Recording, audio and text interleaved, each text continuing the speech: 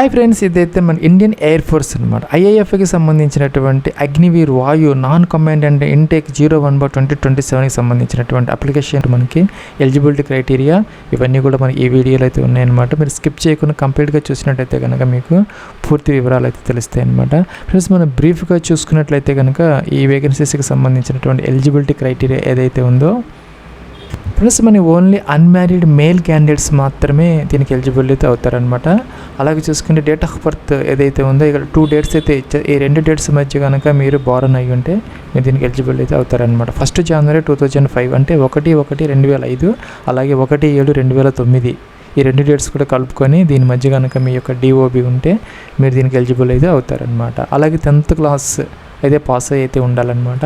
అలాగే మీకు minimum height వచ్చేసరికి 152 సెంటీమీటర్స్ అనమాట.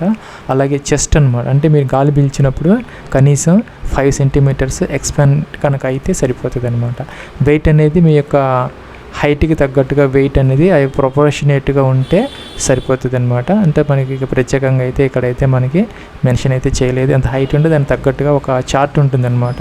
హైట్కి తగ్గట్టుగా వెయిట్ అది ఉంటే సరిపోతుంది. అలాగే విజువల్ స్టాండర్డ్స్ అంటే మనకి కార్నియల్ సర్జరీ అంటే లాసిక్ సర్జరీ కానీ పిఆర్కే కానీ చేసిన వాళ్ళైతే దీనికి ఎలిజిబుల్ అయితే కాదనమాట. అంటే విజువల్ స్టాండర్డ్స్ అనేది నార్మల్గా అయితే ఉండాలి. అలాగే మన హియరింగ్ అనమాట, అండ్ ఇయర్స్ కూడా మంచిగా మనకి నార్మల్ హియరింగ్ అయితే ఉండాలన్నమాట. అలాగే చూసుకుంటే మనకి డెంటల్ కూడాను మనకి హెల్తీ గమ్స్ అలాగే గుడ్ సెట్ ఆఫ్ టీత్ అయితే ఉండాలన్నమాట. అలాగే మనకి పర్మనెంట్ బాడీ టటూస్ ఏవైతే ఉన్నాయో అవైతే మనకి వీళ్ళు యాక్సెప్ట్ అయితే చేయరనమాట. ప్లస్ ఇదనమాట బేసిక్గా ఉన్నటువంటి ఎలిజిబిలిటీ క్రైటీరియా ఒకసారి చూసుకోవచ్చు అనమాట. దీంట్లో మనకి 2 స్ట్రీమ్స్ మాత్రమే ఉంటాయి. ఒకటి అంటే హాస్పిటాలిటీ స్ట్రీమ్ అనేది ఒకటి ఉంటుంది. రెండోది వచ్చేసరికి మనకి హౌస్ కీపింగ్ స్ట్రీమ్ అనమాట. మన హైదరాబాద్ సికింద్రాబాద్లో కూడా ఈ 2 స్ట్రీమ్స్ అయితే ఉన్నాయి. ఫ్రెండ్స్, మనం ఏంటంటే ఇప్పుడు ఈ యొక్క లొకేషన్స్ అయితే ఉన్నాయి. బెంగళూరు, హైదరాబాద్, సికింద్రాబాద్ అలాగా మనకి అక్రాస్ ఇండియా వేరియస్ లొకేషన్స్ అయితే ఉన్నాయి. ఒక క్యాండిడేట్ ఒక అప్లికేషన్ మాత్రం ఒక స్ట్రీమ్కి మాత్రమే అప్లై అయితే చేసుకోవాలన్నమాట. సో మనం మోర్ దెన్ 1 పోస్ట్కి అప్లై చేయడానికి అవకాశం అయితే లేదనమాట. అంటే ఒక క్యాండిడేట్ ఒక పోస్ట్కి ఒక అప్లికేషన్ మాత్రమే పెట్టుకోవాలి, మల్టిపుల్ అప్లికేషన్స్ అనేది పెట్టకూడదనమాట. సో ఇక్కడ చూసుకుంటే అయితే కనుక మనకి హాస్పిటాలిటీ స్ట్రీమ్లో వచ్చేసరికి మనకి ముఖ్యంగా ఏంటంటే కిచెన్ మేనేజ్మెంట్ అయితే ఉంటుంది. అంటే కుకింగ్కి సంబంధించినటువంటి ఆ యొక్క దానికి సంబంధించినటువంటి వర్క్స్ అయితే ఉంటాయన్నమాట.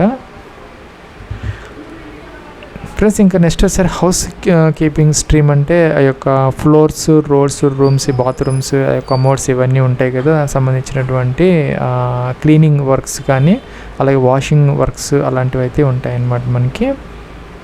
నెక్స్ట్ ఏంటంటే మనకి రిక్రూట్మెంట్ ప్రాసెస్ ఎలా ఉంటుందంటే మనకి సెలక్షన్ ప్రాసెస్ అనే చిన్న ఎగ్జామ్ అయితే కండక్ట్ చేస్తారు 2 సబ్జెక్ట్స్ మీద అనమాట. సింపుల్గానే ఉంటుంది, 10th స్టాండర్డ్స్లో ఉంటుంది. నెక్స్ట్ వచ్చేసరికి ఫిజికల్ ఫిట్నెస్ టెస్ట్ అని PFT-1 అని అంటారనమాట. PFT-1 కనుక మీరు ఫుల్ఫిల్ చేస్తే దాని కనుక ఎలిజిబుల్ అయితే నెక్స్ట్ PF-2కి మిమ్మల్ని కాల్ చేస్తారు. నెక్స్ట్ ఏంటంటే స్ట్రీమ్ సూటబిలిటీ అంటే ఈ యొక్క హాస్పిటాలిటీ తర్వాత ఈ హౌస్ కీపింగ్ సంబంధించినటువంటి ఇదైతే ఉంటుంది. నెక్స్ట్ ఏంటంటే మెడికల్ టెస్ట్ అయితే చేయటం జరుగుతుంది అనమాట. ప్లస్ ఇక మనకేంటంటే ఈ యొక్క రిటర్న్ టెస్ట్ అనేది ఎక్కడ ఉంటుంది అనే దానికి మీరు ఎక్కడ దేనికి ఆ యొక్క యూనిట్కి అప్లై చేస్తారనే దాని మీద ఆధారపడి. సపోజ్ మీరు కనుక ఈ సికింద్రాబాద్కి అప్లై చేస్తే మీకు అక్కడే ఈ యొక్క ఎగ్జామ్ సెంటర్ అనేది ఉంటుంది అనమాట. లేదు మీరు హైదరాబాద్కి అప్లై చేస్తే హైదరాబాద్లో అనేది ఉంటుందన్నమాట. సో దానికి సంబంధించిన అడ్రస్లు అనేది మనకి ఇక్కడ ఉన్నదన్నమాట. నోటిఫికేషన్లో మనం చూసుకోవచ్చు అనమాట. నెక్స్ట్ ఏంటంటే మనం ఎగ్జామినేషన్కి ఏంటంటే మనం ఈ ఒరిజినల్ కాపీస్ ఏవైతే ఉన్నాయో ఆధార్ కార్డ్ అనేది తప్పనిసరిగా, అలాగే మనకు ఒక అడ్మిట్ కార్డ్ అనేది ఉంటుంది, అది కూడా మనం తీసుకొని వెళ్ళాలి. ప్లస్ మన క్యారెక్టర్ సర్టిఫికెట్ అనమాట. అంటే గెజెటెడ్ ఆఫీసర్ కానీ లేకపోతే పంచాయత్ ఆఫీసర్ నుంచి కానీ లేకపోతే స్కూల్ ప్రిన్సిపాల్ నుంచి కానీ మనం 6 నెలల లోపు తీసుకున్నటువంటి ఆ యొక్క క్యారెక్టర్ సర్టిఫికెట్ అనేది మనం కూడా తీసుకొని వెళ్ళాలన్నమాట, ఒరిజినల్ కాపీ. దాంతోపాటు ఏంటంటే 10th క్లాస్ సంబంధించినటువంటి మార్క్ సర్టిఫికెట్, లేదంటే మీకు కనుక డిజిలాకర్ అకౌంట్ కనుక ఉంటే ఆ యొక్క ప్రింట్అవుట్ అనేది ఉంటుంది. దాంట్లో అన్ని డాక్యుమెంట్స్ ఉంటాయి కాబట్టి ఆ యొక్క ప్రింట్ అనేది కంప్యూటర్ ద్వారా తీసుకుంటే దానిని వాళ్ళకి చూపిస్తే సరిపోతుంది అన్నమాట. అలాగే ఒరిజినల్ 10th క్లాస్ అలా దానికి సంబంధించిన సర్టిఫికెట్, మార్క్ షీట్ అని ఇవన్నీ మనం వాళ్ళకి ఇవ్వాల్సిన అవసరం లేదు, వెనక్కి తెచ్చుకోవచ్చు అనమాట జాగ్రత్తగా. ఎందుకంటే ఒరిజినల్స్ కాబట్టి వాళ్ళు ఏమి తీసుకోరు అనమాట, జస్ట్ ఏంటంటే వెరిఫై చేస్తారు అంతవరకే. ప్లస్ ఇంకేంటంటే 1.6 కిలోమీటర్స్ ఆ యొక్క రన్ అనేది ఉంటుంది అనమాట PFT1లో. అది ఏంటంటే మనం 7 minutesలో కంప్లీట్ అయితే చేసుకోవాలన్నమాట. ఇంకేంటంటే 10 పుషప్స్ ఉంటాయి, 10 సిటప్స్ ఉంటాయి, స్క్వాట్స్ కూడా ఉంటాయి అనమాట, ఒక 20 దాకా. దాంతోపాటు ఏంటంటే ఇంకేంటంటే సబ్జెక్ట్ ఆ యొక్క ఎగ్జామినేషన్కి సంబంధించి జనరల్ ఇంగ్లీష్ అయితే ఉంటుంది, 10th క్లాస్ స్టాండర్డ్ అనమాట. అలాగే జనరల్ నాలెడ్జ్ అది కూడా ఒక 10th క్లాస్ సింపుల్గా మనకి 15 minutes 15 మార్క్స్ అనమాట. అలాగే ఈ 2 అంటే మొత్తం కలుపుకొని 30 minutes అంటే ఒక అరగంట డ్యూరేషన్తో చిన్న టెస్ట్ మాత్రమే ఉంటుంది. ప్లస్ ఇంకా మన అప్లికేషన్ ఆఫ్లైన్లో మనం వీళ్ళకి పంపించేదానికి ఏంటంటే కొన్ని డాక్యుమెంట్స్ రెడీ చేసుకోవాలని. ఒకటి ఏంటంటే 10th క్లాస్ సర్టిఫికేట్, అలాగే 10th క్లాస్ సంబంధించినటువంటి మార్క్ షీట్, అలాగే మన పాస్పోర్ట్ సైజ్ కలర్ ఫోటోగ్రాఫ్ అనమాట, రీసెంట్గా తీసుకున్నది 6 months లోపల తీసుకున్నది. అలాగే మన కన్సెంట్ సర్టిఫికేట్ అనమాట మీ యొక్క పేరెంట్స్ నుంచి. అది మీకు ఎలా ఉంటుంది, ఎలా పూర్తి చేయాలనేది నేను చూపిస్తానమాట. మనకి వీళ్ళైతే ఇచ్చారు ఈ యొక్క నోటిఫికేషన్లో. అలాగే చూసుకుంటే మనకి సెల్ఫ్ అడ్రస్ ఎన్వలప్ ఒక కవర్ తీసుకొని మీ సొంత ఇంటి అడ్రస్ రాసుకొని 2 address దాని మీద ₹10 స్టాంప్ వేసి అది కూడా మనం వాళ్ళకి పంపించాలన్నమాట. ఫ్రెండ్స్ ఇదైతే అప్లికేషన్ ఫామ్ అనమాట. మీకైతే ఈ యొక్క వీడియో కింద డిస్క్రిప్షన్లో ఈ యొక్క లింక్ అనేది ఇస్తాను, అది క్లిక్ చేసి మీరు ఈ యొక్క అప్లికేషన్ ఫామ్ని ప్రింట్ అయితే తీసుకోవచ్చు. ఒక మంచి వైట్ పేపర్ మీద అంటే A4 పేపర్ మీద దీన్ని ప్రింట్ తీసుకొని నీట్గా ఇక్కడ ఏంటంటే మొదట ఫోటోగ్రాఫ్ అంటించాలన్నమాట. ఫోటో అనేది ఏంటంటే మీరు ఒక స్లేట్ మీద మీ నేమ్ అని చెప్పేసి మీ నేము DOP అంటే డేట్ ఆఫ్ ఫోటో టేకిన్, ఎప్పుడు ఫోటో తీశారనేది క్లియర్గా మెన్షన్ చేస్తూ ఫోటో తీసుకొని ఇక్కడ మనం పేస్ట్ చేసి సంతకం మీరు ఇలాగ చేయాలి. సగమేమో అప్లికేషన్ మీద, సగమేమో ఈ యొక్క ఫోటో మీద వచ్చేటట్టుగా మీరు సైన్ చేయాలి తప్పనిసరిగా అనమాట. సో ఈ కాలం రోల్ నెంబర్ మనకు అవసరం లేదు, రిజిస్ట్రేషన్ మనకు తెలియదు, స్ట్రీమ్ మాత్రం రాయాలి. అంటే హౌస్ కీపింగ్గా లేకపోతే కనుక ఆ యొక్క రెండో స్ట్రీమ్ ఏదైతే హాస్పిటాలిటీ ఉన్నదో అదైతే మరి ఇక్కడ రాయాలన్నమాట. ఈ కాలంలో రాసుకోవాలి. మీరు దేనికి అప్లై చేస్తుంటే అదనమాట. నెక్స్ట్ ఏంటంటే name of the applicant, me name అనేది ఇక్కడ రాయాలన్నమాట. 10th క్లాస్ సర్టిఫికేట్ ప్రకారం ఆధార్ కార్డ్ నెంబర్ ఇక్కడ వేయాలన్నమాట.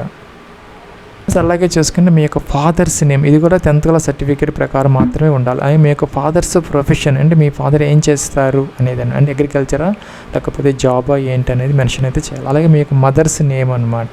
డేట్ ఆఫ్ బర్త్ అనమాట, డేట్ ఆఫ్ బర్త్ కూడా ఇక్కడ మీరు మెన్షన్ చేయాలి. యాజ్ పర్ 10th క్లాస్లో ఎలా ఉందో యాజ్ ఇట్ ఈజ్గా మీ యొక్క డేట్ ఆఫ్ బర్త్ అయితే మెన్షన్ అయితే చేయాలన్నమాట. మీ యొక్క ఏజ్ అనేది కూడా ఇక్కడ వేయాలన్నమాట, ఎన్ని సంవత్సరాలు ఎన్ని నెలలు అనేది.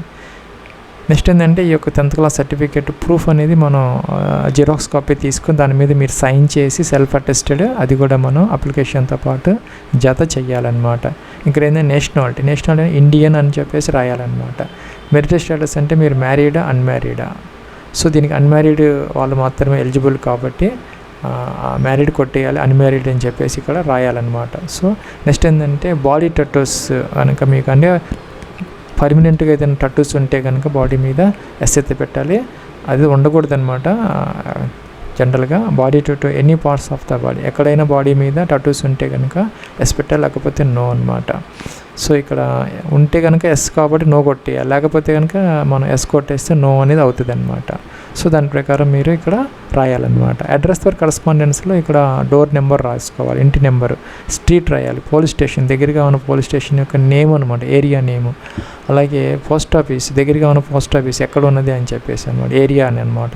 నెక్స్ట్ డిస్ట్రిక్ట్, మీ అడ్రస్లో నుంచి కరస్పాండెన్స్ అడ్రస్లో నుంచి డిస్ట్రిక్ట్, స్టేట్, పిన్ కోడ్, అలాగే మీకు ఈమెయిల్ ఐడి ఉంటుంది కదా, అది మొబైల్ నెంబర్, మీకు 10 digit mobile number.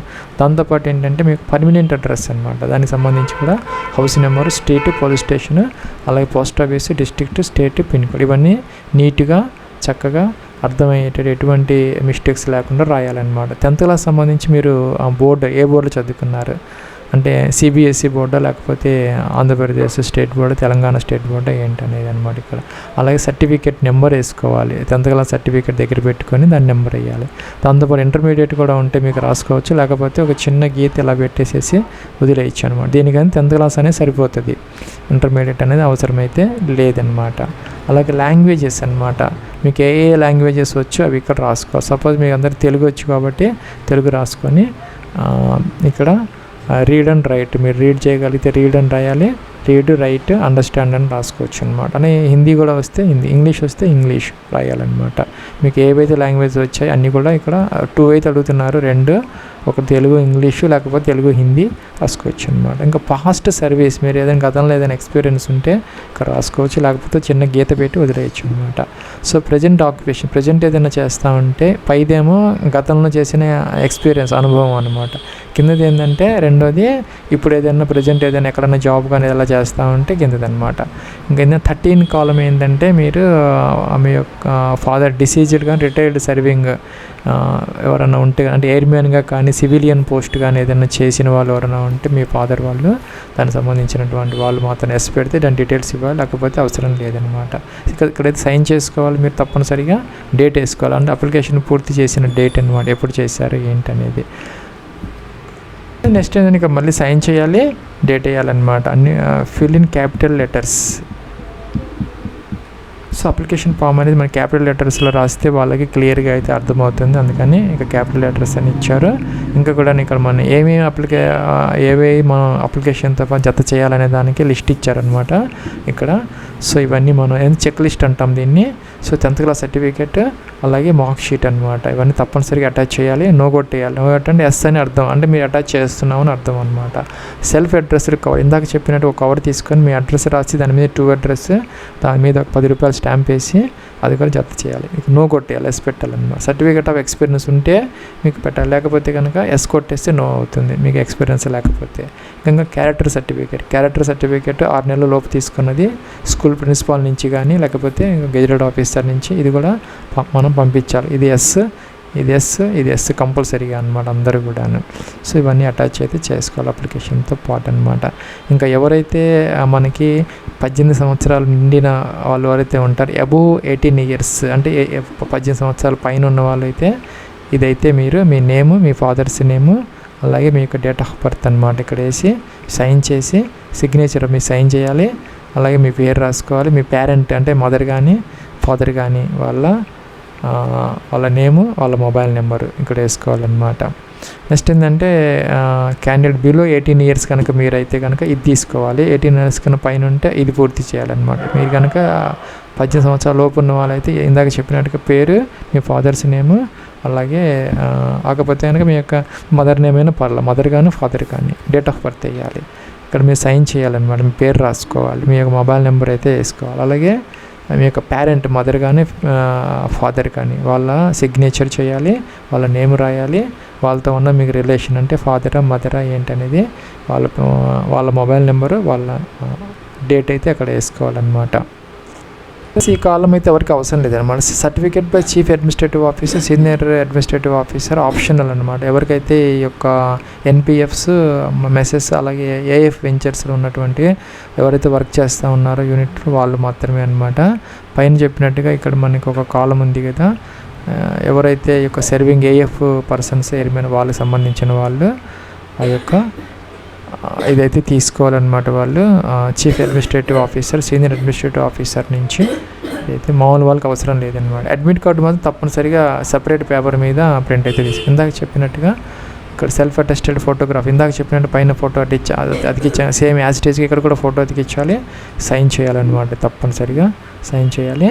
Stream upline హాస్పిటాలిటీనా లేకపోతే హౌస్ కీపింగ్ ఇది రాయాలన్నమాట. మీ నేమ్ రాయాలి, 10th క్లాస్ ప్రకారం ఆధార్ కార్డు నెంబర్ వేసుకోవాలి. అలాగే చూసుకుంటే కిందకు వచ్చేస్తే ఇంకేంటంటే మీకు ఫాదర్స్ నేము, మీకు మదర్స్ నేము, అలాగే కరస్పాండెన్స్ అడ్రస్, పోస్ట్ ఆఫీస్ అంటే అడ్రస్ అనమాట. పోస్ట్ ఆఫీస్ అడ్రస్ అక్కర్లేదు, ఏరియా రాసి సరిపోతుంది. స్టేట్, డిస్ట్రిక్ట్, పిన్ కోడ్ అనమాట. రిజిస్ట్రేషన్ నెంబర్ వాళ్ళు వేసుకుంటారు, టైమింగ్ రిపోర్ట్ ఇవన్నీ వాళ్ళు వేసుకుంటారు, మనకు అవసరం లేదు. స్టాంపు ప్రొసీడింగ్ ఆఫీసర్ వాళ్ళు వేసి మనకి పంపిస్తారనమాట అడ్మిట్ కార్డు. ఇది తీసుకొని మనం ఇంకా రిమైనింగ్ డాక్యుమెంట్స్ ఏవైతే ఉన్నాయో ఒరిజినల్ కాపీస్ ఇందాక చెప్పినట్టుగా అవన్నీ తీసుకొని మీరు ఎగ్జామ్కి అయితే వెళ్ళాలన్నమాట. ఏమేంటంటే మనకి ఇక్కడ ఆధార్ కార్డు ఒరిజినల్, ఇంకా character certificate original, 10th class certificate, mark sheet, అలాగే చూసుకుంటే మనకి అవి అంతవరకు తీసుకొని మీరు ఎగ్జామినేషన్కి అయితే వెళ్ళాల్సిన అవసరం అయితే ఉంటుంది అనమాట. సపోజ్ మీరు కనుక హైదరాబాద్కి అప్లై చేయాలి అనుకుంటే కనుక ఇక్కడ మనకి అడ్రస్ ఉందన్నమాట. Commandant air force academy AFA, Dundigal, Hyderabad, Telangana ఉందన్నమాట. ఒకవేళ మీరు అక్కడ ఒక బాక్స్ అయితే ఉంటుంది, ఆ బాక్స్లో వేయాలనుకుంటే సబ్ గార్డ్ రూమ్ అనమాట. ఇక్కడ ఏంటంటే అన్నారం గేట్ అని ఇచ్చారు. Air force academy, Dundigal, Hyderabad అనమాట. అక్కడికి వెళ్తే బాక్స్ ఉంటుంది, ఆ బాక్స్లో అప్లికేషన్ పడేయచ్చు. ఇక్కడ ఏంటంటే హాస్పిటాలిటీ, హౌస్ కీపింగ్ రెండు ఉన్నాయన్నమాట. సికింద్రాబాద్ తీసుకుంటే కనుక commandant college of air warfare number 2 Sardar Patel road, Secunderabad, Telangana. ఈ అడ్రస్కి పంపించాలి. ఇక్కడ హౌస్ కీపింగ్ మాత్రమే ఉంది స్ట్రీమ్, దీనికి అప్లై చేయగలుగుతారనమాట మీరు. ఇక్కడ గార్డ్ రూమ్ ఆఫ్ ఇది ఉంది, అక్కడ మీరు ఆ యొక్క దాంట్లో అయితే మీరు బాక్స్లో పడేయచ్చు. తీసుకెళ్ళకపోతే పోస్ట్లో అయినా కూడా పంపే అవకాశం అయితే మీకు ఉంటుందన్నమాట ఫ్రెండ్స్. అలాగే ఇక్కడ మనకి వేరే లొకేషన్స్ ఉన్నాయి. ఎవరు దేనికి అప్లై చేయాలనుకుంటే ఇక్కడ పక్కనే ఉంది అనమాట, స్ట్రీమ్ ఉంది, అడ్రస్ ఉంది, డ్రాప్ బాక్స్ అనమాట. డ్రాప్ బాక్స్లో వేయాలనుకుంటే 2వ కాలము, పోస్టర్లో పంపించాలనుకుంటే ఈ కాలం అనమాట ఫ్రెండ్స్. ఇక్కడ ఏంటంటే నార్మల్ పోస్ట్ అని చెప్పారు. Duty field application certificate must be submitted by normal post, అంటే నార్మల్ పోస్ట్లో పంపిస్తే సరిపోతుంది, లేదంటే డ్రాప్ బాక్స్లో వేసినా కూడా సరిపోతుంది అనమాట ఫ్రెండ్స్. ఇంకా మీకు ఇంకా ఏదైనా డౌట్స్ ఉంటే కనుక వీళ్ళు మనకు ఒక గైడ్లైన్స్ అయితే ఇచ్చారు. అప్లికేషన్ ఫామ్ని మన క్యాపిటల్ లెటర్స్లోనే ఫిల్ చేయాలి. అలాగే ఇక్కడ ఏ కాలం ఎలా ఫిల్ చేయాలనే దానికి కూడా అన్నీ కూడా కాలమ్స్ ఇచ్చారు వీళ్ళు. ఇది కూడా మీకు ఈ వీడియోకి డిస్క్రిప్షన్ ప్రొవైడ్ చేస్తాను అప్లికేషన్తో పాటు. మీరు దాన్ని డౌన్లోడ్ చేసుకొని చూసుకొని నీట్గా అయితే మీరు పూర్తి చేసుకోవచ్చు ప్లస్ దీనికి వాళ్ళకి రిసిప్ట్ అంటే అప్లికేషన్ ఫాము వాళ్ళకి చేరడానికి లాస్ట్ డేట్ వచ్చేసరికి మనకి 17 ఆగస్ట్ 2026 అనమాట. ఈ లోపల అంటే 4 రోజుల ముందే మీరు పంపించుకుంటే వాళ్ళకి చేరుతుంది. సో లాస్ట్ డేట్ దాకా ఉండకుండా ఇప్పుడే పంపించేసుకుంటే వాళ్ళకి 17 ఆగస్టు 2026 చేరితే సరిపోతుంది అనమాట.